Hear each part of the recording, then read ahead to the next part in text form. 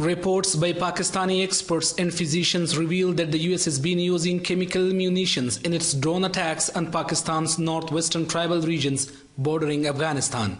Experts say that those Pakistani civilians who have come under the US drone attacks have been found afflicted with complicated skin, optic and respiratory diseases due to the deadly chemical materials used in the drone missiles. Since these drone strikes have been carried out, we have witnessed several peculiar disease cases, and our press club have been frequently visited by those complainants who have developed skin and bronchus diseases in the aftermath of drone strikes.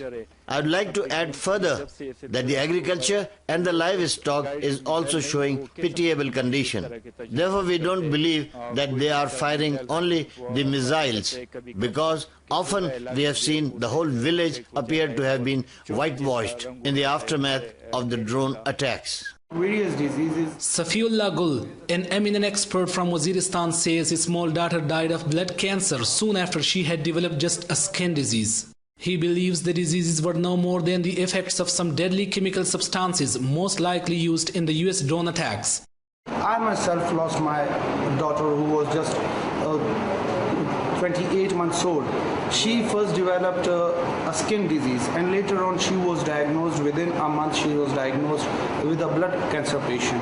And at that time, even it was people were talking about that the chemical bombing is being carried out. The same is the case now, that wheresoever the drone attack is carried out, people in that area, they are complaining about skin diseases, lung infections, throat infections and various kind of other diseases.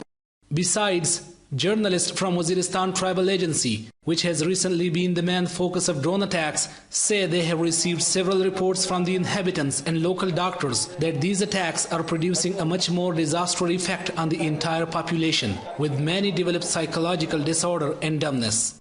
They think that we, the local people, are the supporters of militants.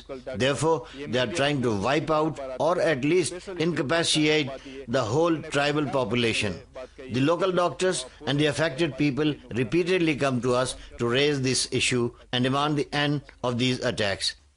More than 2,000 of people, mostly women and children, have lost their lives in hundreds of US drone attacks in the country's tribal regions since August 2008. The United States claims that the drone attacks target Al-Qaeda and pro-Taliban militants, whom it believes to be hiding in Pakistan's northwestern tribal belt. However, Pakistani officials as well as local people say that it is the innocent civilians who have borne the brunt of these attacks.